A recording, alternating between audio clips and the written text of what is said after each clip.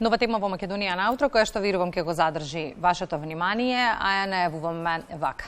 Во услови на глобална енергетска и економска криза, голем број наши граѓани едва и крпат крај со крај, грижа повеќе има и плаќањето на сметките месечно.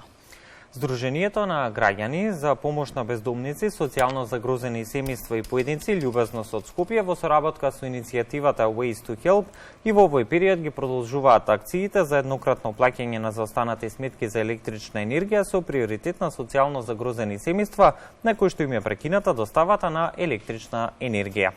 Ова е само една од активностите на Сдруженијето Љубезност, за кој што утринава разговараме токму со Тони Станковски од Сдруженијето Љубезност. Добро утро и добро ни дојдовте. Добро утро и благодарам на поканата. Континуирано ги следиме, Тони, вашите активности со цел да информираме што работите, но од друга страна и да ја поттикнеме хуманата алка, која што во многу наврати не каскаше, бидејќи на тема хуманост ние секогаш се покажуваме. Она што особено радува е што вие во континуитет сте тука. Еве ќе започнеме со граѓаните на кои им треба оброк плюс. Така е. Секоја сабота позади спомен домот на мајка Тереза редовно се делат оброци на бездомниците во периодот од 12 до 14 часот во секоја сабота, меѓутоа и после 14 часот на останати 3 локации во градот, се со цел да можеме да помогнеме на оваа категорија наши сограѓани кои што едноставно не може да си обезбедат оброк во текот на денот. Не само во текот на денот, во текот на целата седмица. Знаеме како ќе дојдат и кога ќе ја конзумираат храната некои на лице место, се воодушевени од тоа што можеби за прв пат во таа седмица имаат зготвена храна. Затоа што се навикнуваат на сува храна, она што ќе биде дадено од граѓаните или она што сами ќе досегнат во текот на денот. На каков одзив најде оваа иницијатива досега, колков интересот од страна на граѓаните, но и на оние општествено одговорни компании кои што би можеле да донират и да се вклучат токму во оваа ваша акција? Оваа активност ние реализираме од 2013 година. Тогаш започнавме како иницијатива и до ден денешен без исклучок, значи секоја сабота донираме топли оброци на бездомниците. И во оваа активност постојано се вклучуваат некои нови луѓе, да кажеме, или донатори, фирми, кои што сака да дадат свој придонес во целата активност. Инаку, од 2015 година активно со нас се иницијативата позната нели во јавноста како Ретвитни оброк, кои што готват дел од количината што ни е потребна за да поделиме во саботите, меѓутоа се јавуваат и фирми, и вработени од фирми кои што како тимбилдинг сакаат да учествуваат и да бидат дел од самата активност, дали за припрема на храна, дали учествуваат волонтерски при поделбата на храна, така да навистина во овој изминат период од колку 9 години многу сме задоволни од интересот на граѓаните да бидат дел од овие активности.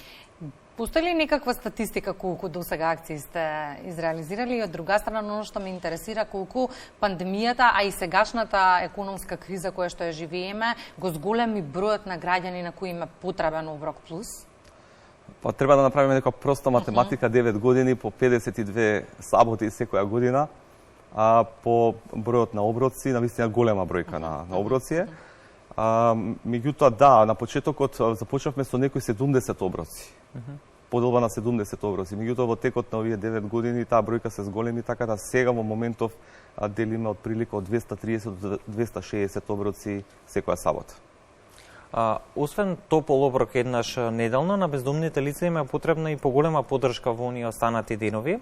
На кој начин и со какви активности ја обезбедува токму Сдруженијето Љубезност? Токму така, не може само еден ден во седмицата да се хранат бездомниците како што не можеме ни ние, нели? Потребно е храна секој ден. Така да во текот на седмицата не контактираат разни ресторани, кетеринг служби, има некои организации кои што прават семинари, конференции, останува вишок на храна, многу храна останува. Не зборуваме за остатоци од храна, него вишок на храна, која што во голема количина знае да заврши во контейнерите и во отпадите. Меѓутоа, навистина има совесни организации, фирми, нели невладени организации кои што едноставно одлучуваат да не контактираат и таа вешок храна да ја донираат. Ние веднаш ја спроведуваме до бездомниците без разлика нели во кој период од денот се работи. И во услови на енергетска криза, кога и цената на струјата и енергенсите континуирано расте, поддршка им треба на граѓаните и во овој сегмент, бидејќи главоболка плюс е плаќањето на сметките. Иницијативата за поддршка на граѓаните во овој сегмент е стара, не е нешто ново, но како никогаш досега има попотребна. Па заедно со Ways to Help ја креиравте платформата Плати сметка за струја или вода. Споменав дека е стара, но има ли голем број сега на граѓани, поголем од претходно, на кои што ќе им треба поддршка во овој сегмент?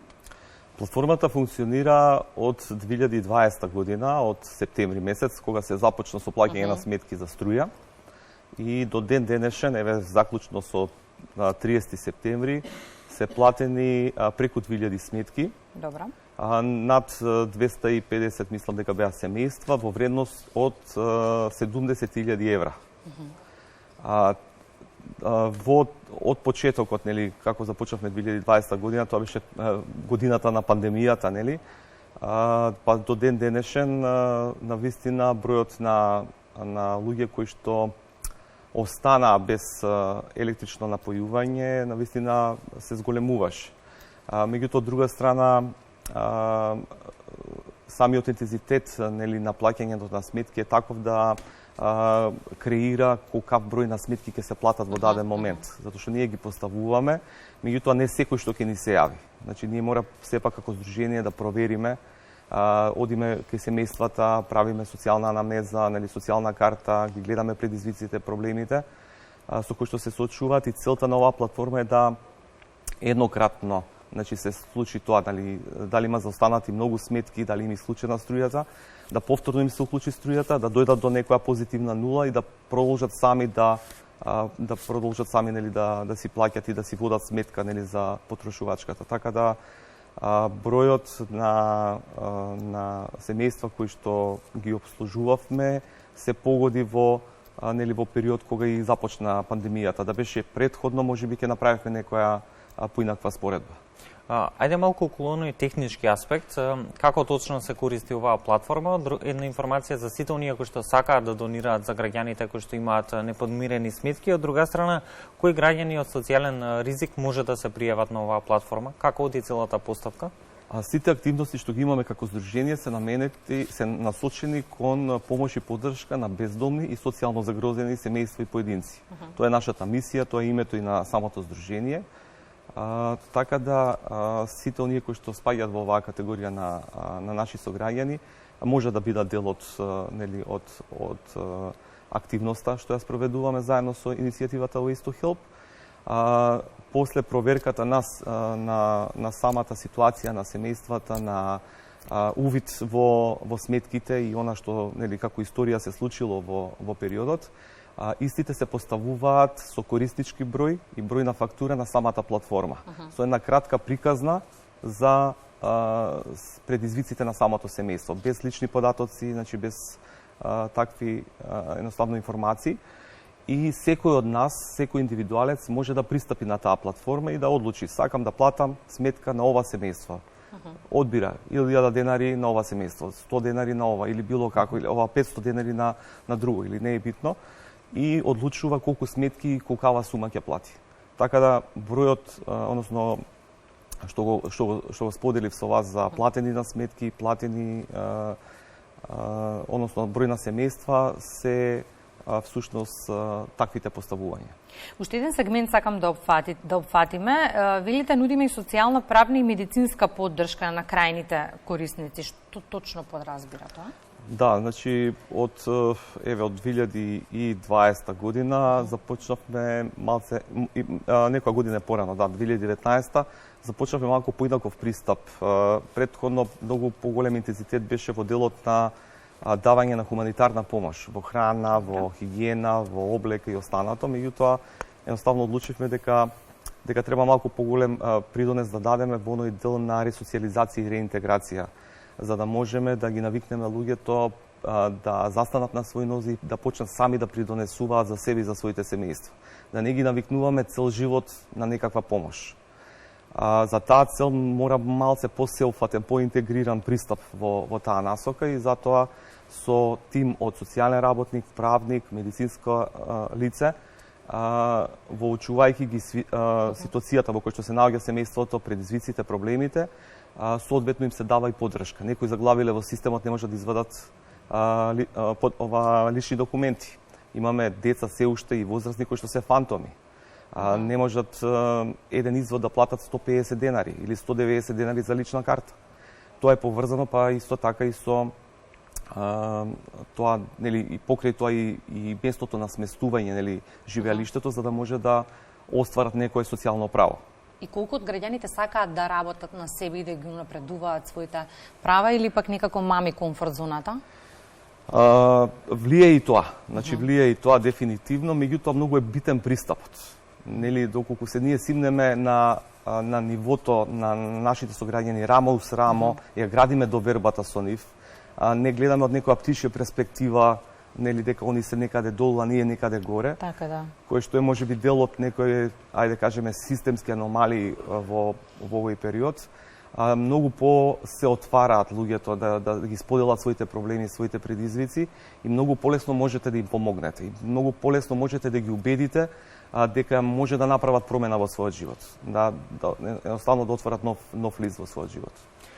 Една од активностите на која што во континуитет работи Издруженијето Љубезност е вдомување на бездомниците со поддршка. Што се опфаќа овој проект и какви резултати бележите досега по ова прашање?